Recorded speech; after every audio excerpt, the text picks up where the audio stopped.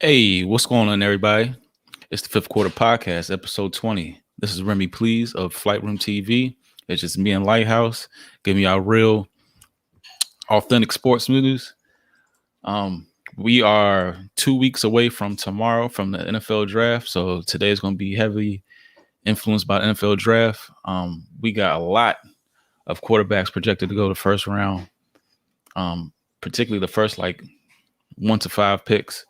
But who would you say 5 years from now will have the most impact on the National Football League? Not their team, not next year, not a couple years from now, 5 years. Like, who's going to be like the face of the league coming out for this draft? I mean, coming out this draft, I say Trevor Lawrence definitely has he kind of has the highest ceiling as far as, superstar potential. Because he, just even coming out of Clemson, he was already, number one player in the country. He was, I think his freshman year he started or something like that, and so he's been took over Kelly, but highly touted his whole career. Yeah, like literally almost since he came out of high school, they was like, this guy's going to be the first pick in the draft whenever he decided to come out. So when the NFL season starting, he lived up to all the hype about him. I think his star power, his influence, I think all that, endorsements, I think he'll have a high impact on the league, the highest potential out of everybody. Another person I say is obviously Justin Fields, because I think at the quarterback position, I think Justin Fields is the most dynamic as far as, his ability to run and throw. And, he has size. He's already played on the biggest stages. So I think he could be another guy that can be in that conversation. And then outside of quarterbacks, I'll probably say Jamar Chase. And the reason why, because I think whatever team he go to, he most likely going to automatically be the number one receiver. And most likely whatever team he goes to is going to already have a quarterback, and they just need a weapon. I think the worst place for Jamar Chase to go to is probably like the Dolphins or something like that, because their quarterback situation ain't all the way solidified.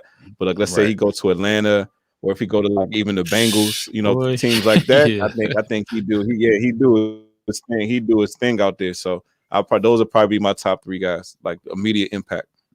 Yeah, you kind of stole my thunder. I mean, obviously Trevor Lawrence, because he's been like the football darling for so long.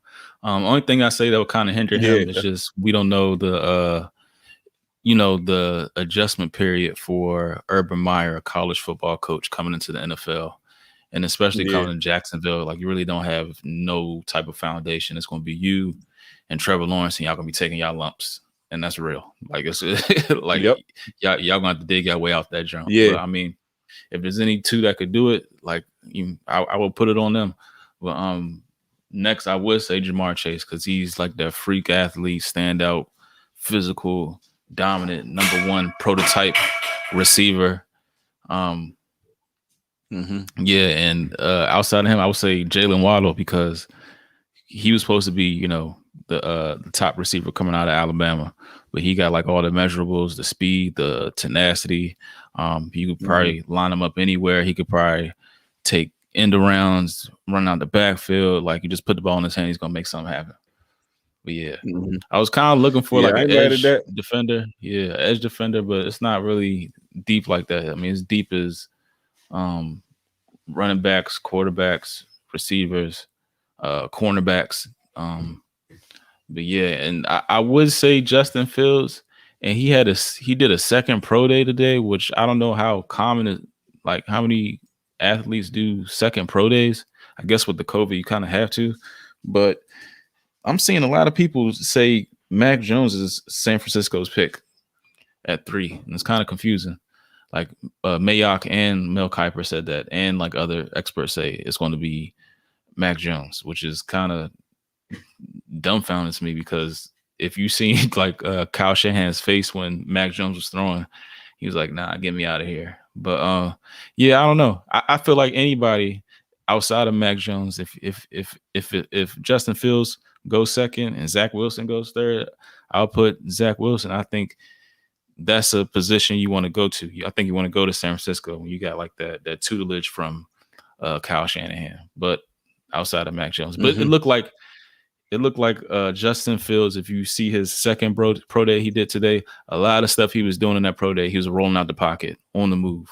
So you already know Kyle Shanahan bootleg, read option type shit, moving on the, a lot of zone reads and, moving off of that. So yeah, you could say Justin Fields easily. Yeah. And another guy I would say is Kyle Pitts, just because he's a tight end. He ran a 4.44, so that automatically probably puts him top 5 in tight ends as far as speed. So I mean, you getting a guy that's pretty much coming in to be your number one. If he go to Cincinnati, even if he would benefit better going to Miami rather than Jamar Chase, because at least he'd be that safety valve like for Tua. He probably going to eat. He's going to eat. Like, I feel like no matter where Kyle Pitts go, as long as he don't get hurt, a tight end is a quarterback's best friend. So if a guy with his rare ability, any place you put him, it really don't matter where he go. He going to pretty much be the quarterback's top 2 targets. You know what I'm saying? Most likely. Mm-hmm. So yeah, I would go to Kyle Pitts is probably up there too. That's another guy. And you was right. There's not too many defensive guys that really just jump out at you at this draft outside of cornerback. Like there's not really a lot of guys that really just There's a lot of like tweeners. So I think linebackers. Kind of like that mid to late round, guys. First round picks. Yeah, but it's not a lot of like edge defenders. Those dominant. Break the bank. We have to have this type of guy, no matter what. Exactly. Yeah. So yeah, those will definitely be my picks. Yeah, but speaking about college football and the NFL, that making that jump, something that we are accustomed to seeing in college football are single digits on jerseys, and NFL are in the talks of even bringing this idea over the single digits. What do you think about this? Because I always thought I don't know, they kind of running out of numbers. I feel like we see like 84. I mean, retired numbers. Like they're running out of numbers. Like, what are they going to do? I always felt like that. Yeah. I mean, do you think that's exactly? I mean, I really, because usually when stuff like this happen, and there's major rule changes, you either thinking it's safety or it's affecting money. You know what I'm saying? So it's like, is there some sort of money connection to the change in the numbers? Like, do you think it'll be more appealing to the eye to see a wide receiver number 2, you know what I'm saying, or wide receiver number 1? I mean, this is all I'm asking questions, because I really don't. I'm just trying to think of, will this help the NFL financially in any way to, allow skilled players to wear single-digit numbers? Like, I mean, this is a question. Yeah, now that you say that, maybe like, all right, so you're looking at Chase Young right here, right? And of course, like he had, a lot of fans in the college game. So if they start paying players in the college, you want to have that like consistency going from college to the pros. So, if he can rock the 2 in college and then he don't got to change his number when you get to the pros, then you know what I'm saying? I don't know. It's just confusing to me, because like, say you're a quarterback, you lining up and a Bama got single digits. You like, all right, what the fuck position is this, 6'5" dude? You know what I'm saying? If he's 45 to 50, he a linebacker. Goddamn 90 to 99, he a edge rusher. You know what I'm saying? Like, it kind of like, who is this guy? But I mean, they did it in college though, because in college they was lining up against defensive linemen that was number 7. Wide receivers number 23. So I mean, I wonder if they took into play like all the numbers that are being like retired and so like that's what I was saying. Yeah. Oh, okay. Yeah. And then also, I mean, I wonder how that's going to change. Like, so Chase Young, for example, number 99. You know his name number. Yeah. I mean, I don't follow his number like that. I don't give a fuck. But all right. So what happens? I mean, I guess how well, if he were to if he were to try to change his number, if he were to change his number to 2 next year or the year after that, like just imagine the amount of people that would be trying to rebuy his number. Exactly. Okay, yeah. And so that would be a little bit of money in their pocket. I mean, it's still apples and apples. I mean, apples to oranges because either way, people are going to buy that jersey. But now people are buying 2 of the jersey because they got to get a different number. But I like it. I like it. I mean, because we always see like in the preseason or like especially or not always. Some of the times we see it like in the preseason where we know Nword in the preseason. We saw Derrick Henry. He always rocked the 2 in his training camps and everything like that. So I think it is that little option to have that ability to wear the single digit. I mean, you already know the single. I wonder if they do that. Will they still be able to retire numbers as much because? Ooh, true. Because now you actually in single digits and like I mean, yeah, whatever. The exclusivity of the number. Yeah, I mean, and plus, I think even just in general, I think I would like if I'm wearing a jersey. I just like how a single digit just looks. Compare like I feel like a Chase Young number 2 jersey just looks better than Chase Young 99. I mean, I don't know. I just like I always fuck with the single digits on football uniforms, so that was always my thing. So I just like how that shit look. Yeah. Yeah, and when I'm reading this now, it don't say like every position player is allowed to allow to have their single digit. Yeah, it looked like for the most part just skill position. Skill and linebackers. Well, I guess you got fullbacks, tight ends, and H backs in there too. Yeah, and H back, that's usually like a 40 something. Just basically non-line, everybody but the lineman. Exactly. I want to see how big ugly ass. That'll probably make it less confusing, I guess. Oh, so Chase wouldn't even be able to switch to the number 2. Yeah, because he's not a linebacker. He would be a defensive end at that point. True. That'd be funny as hell because then now you're getting into semantics because now you got like people like Von Miller and they play 3-4. Khalil Mack that are quote unquote considered edge rushers, but at the same time considered a D lineman. That's like the whole All-Star game. I mean Pro Bowl thing.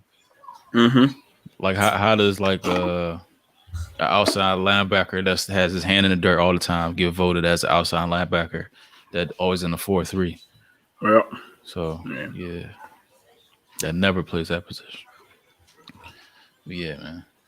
So speaking about legacies and numbers and all that retiring stuff, with the NFL going into this new 17-game format, does this taint older legacies? People that ran for 2,000 yards had crazy, like Randy Moss 25 touchdown seasons.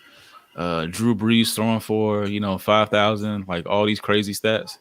Is that going to taint, or is everything from this point forward is going to have an asterisk?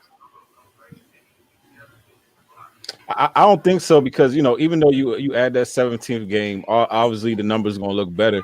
But I mean, those seasons when those guys ran for those 2,000 yards, they had that impact. That it was still felt, it was still a big accomplishment. You know what I'm saying? So just adding one more game to the season, you might get a boost of 100-something yards on your passing yards. I mean, an extra 250, an extra 100 yards rushing. But I don't think it's that much of a difference where guys is going to just forget about the Eric Dickersons and all the Barry Sanders and all those other guys because for their time and what they meant to the game, like that shit will never be forgotten. I don't think just because a guy got one extra game, we're gonna forget about all the superstars of the past. Like I don't see that happening at all. You know what I'm saying? All right, you're not gonna forget those guys, but what about the guys that's doing it from here on out?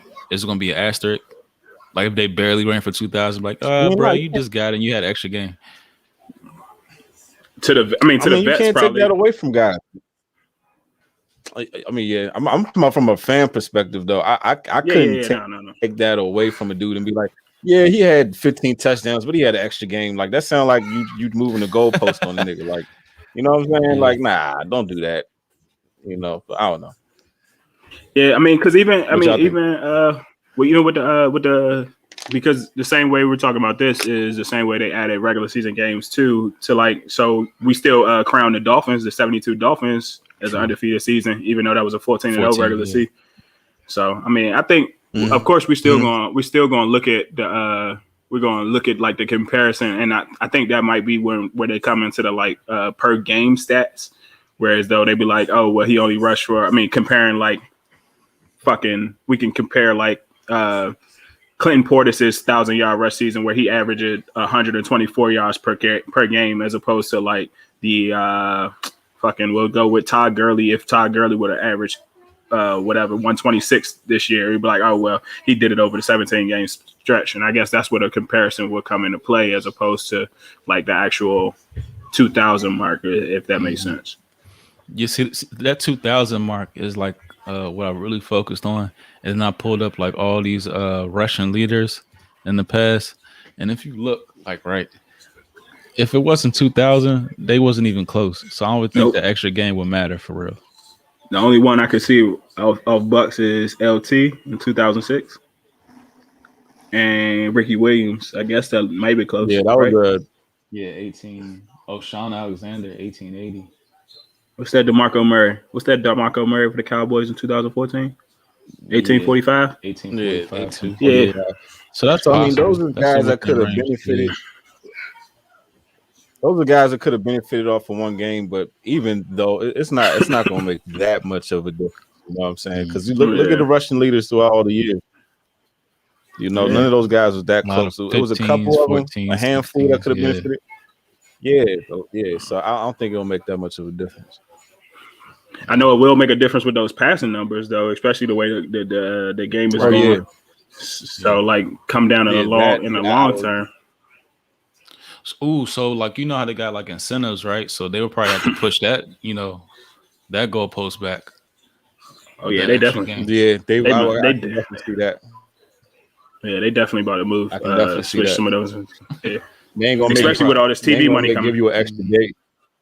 Right. To make your money. To make a bonus. They're gonna give you an extra game to make your money.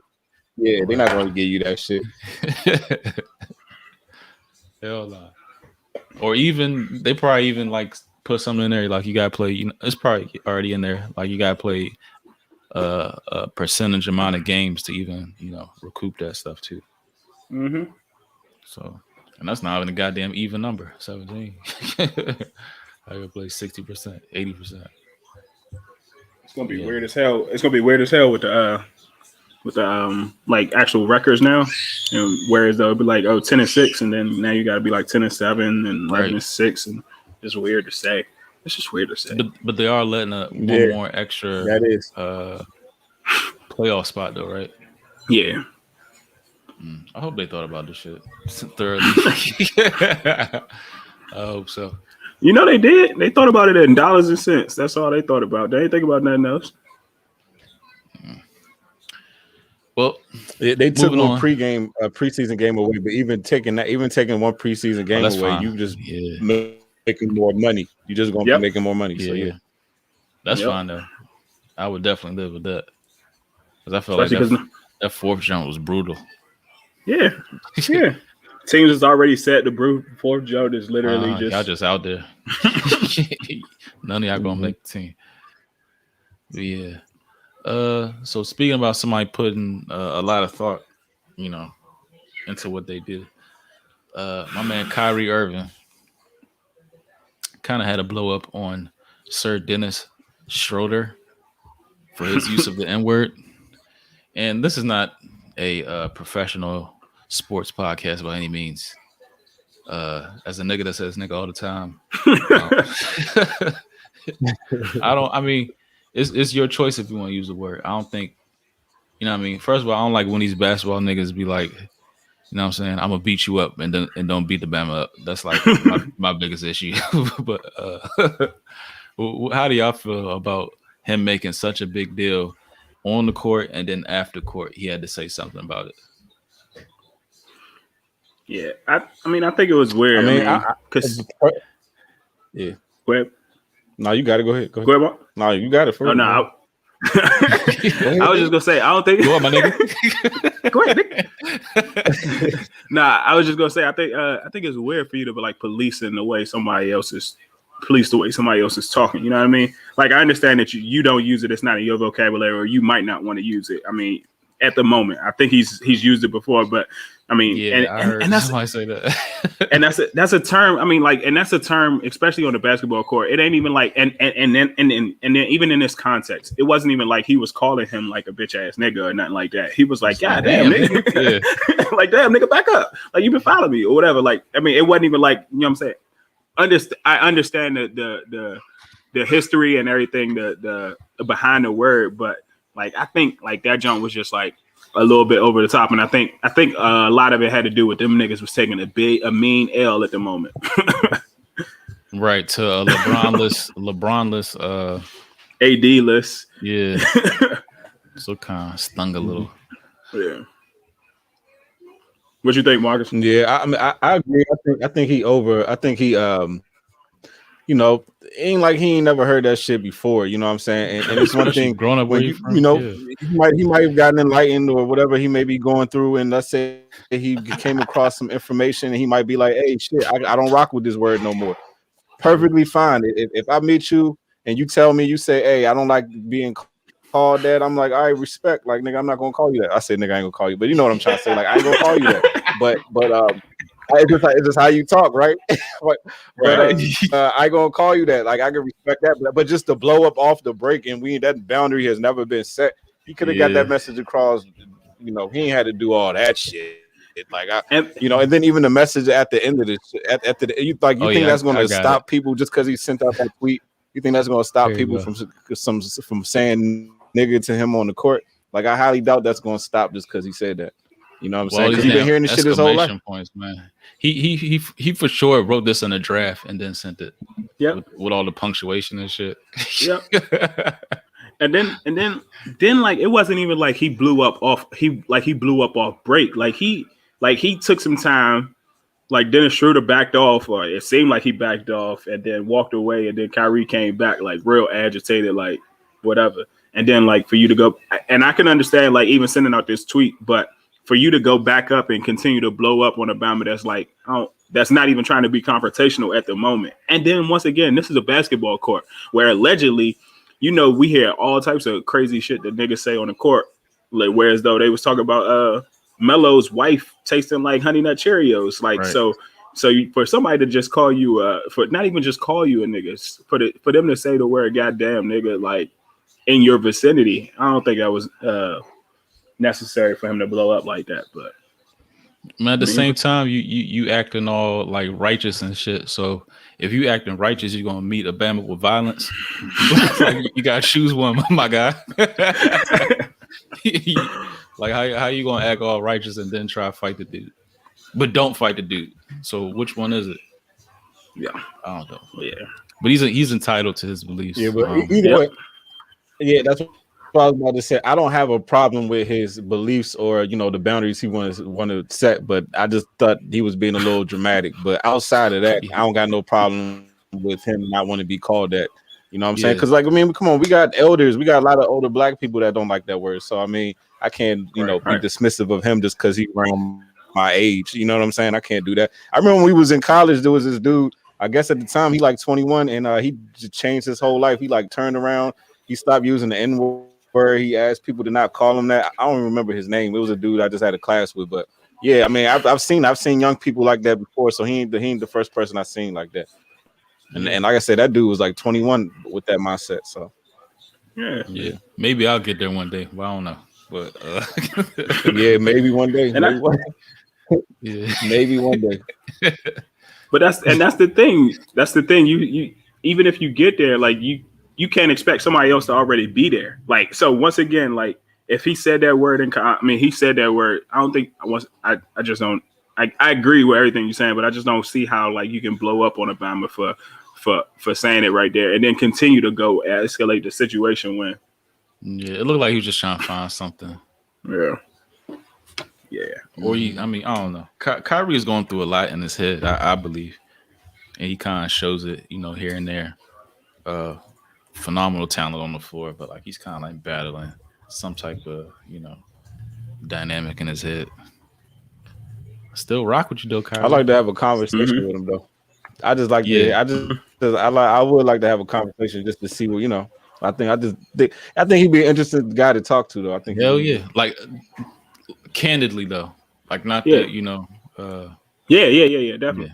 yeah, And Nick That's what I definitely mean. seemed like a Yeah. critical thinker. Yeah. Yeah. right. Definitely seemed like a critical thinker.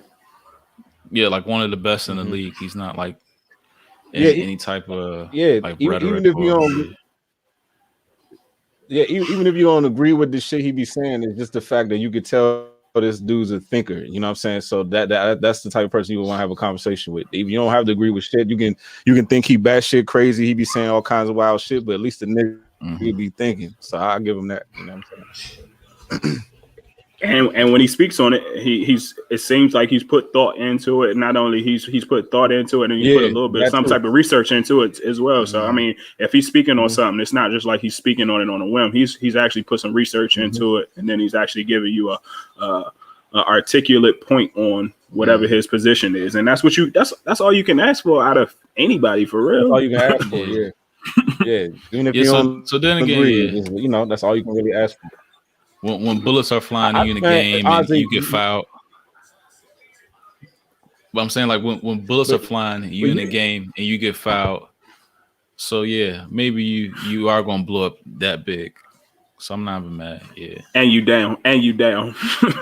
Yeah, tremendously to the C squad. Yep. Yeah. What was you saying, Marcus? Before we get up out of here? Do you think Kyrie and Kanye kind of got the same thing going on? Because I feel like they say a lot of shit and people like they got that shock value, like, oh, what did he just say? But if you really like kind of listen, like really taking it's like, hey, he's not really saying nothing too crazy. Like, it might seem what's it called, controversial in the moment, but when you actually really I just feel like they have the ability to trigger people with their opinions. You know what I'm saying? More than most people. But I feel like, why is that though? And I think it just comes from like previous things that they said, and then people just attach, those beliefs that don't go with mainstream narrative and be like, oh, here goes crazy Kyrie, here goes crazy, and they both case. Here goes crazy Kanye, crazy Kanye, speaking his mind, saying, it's not right that so and so done win the Grammys. Crazy Kyrie saying the world is flat, but hey. Yep.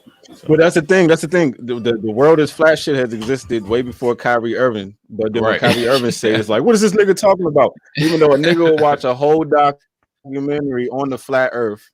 But then when Kyrie Irving come out and say some shit, now he crazy. But then niggas will watch a whole documentary on flat earth. That's what y'all be talking about. It's like, can niggas have minds of their own out here? Like, for real, not at all. Nope. It's like, look at him going off script. Fuck that nigga. Nope. That's the shut up and dribble shit. That's the shut up and dribble shit for a little bit, like in different times. Yeah. But not really though, because that's what I said. That's why I said in different times, because it's going. I mean, as you said earlier, it's going against the mainstream media, but at the same time, it's not allowing like. But it's not the wrestling type media. Yeah, and at the same time, it's like it's the sports narrative. So we're supposed to be looking at these sports figures as just a sports icon, and not necessarily as somebody who's a critical thinker, and not necessarily somebody who's going to make ourselves think. And so when he says something like the world is flat or whatever he says, like we should start our own NBA league. We should. I'm sorry, not our own NBA league. Yeah. We should start our own black league because we and to keep going, we should start our own black league. We should have Kobe Bryant as the face of the as the logo. You know what I'm saying? Like it goes against the mainstream narrative. Yeah, Kyrie been like 3 for 3 within the past year. Like right on point, 3 for 3. Hey, that's starting your own league shit, man. Yeah, that makes the most sense. Like, the money ain't what it is. It's the fucking players. They are the currency. It's the product. So I don't understand why niggas can't. All they have to do, they can easily start their own league because niggas is paying to see them. Like y'all are the gift. Y'all are the currency. You know what I'm saying? Right. So it is what it is, man. Hey, that might be a topic for another day. We might have to come back to that one. For sure. We might have to because that's like, yes, ladies and gentlemen, that's the fifth quarter podcast number 20. Oh, what was you saying? I was about to No, close go out, but ahead. what was you saying? Close it out. Close Yeah, it out.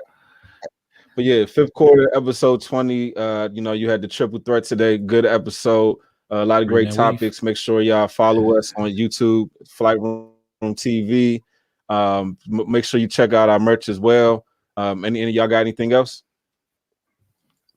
Just follow us on all platforms, Spotify, Google Podcasts, Instagram, like anywhere you can think of. Like we're easy to reach. That's it.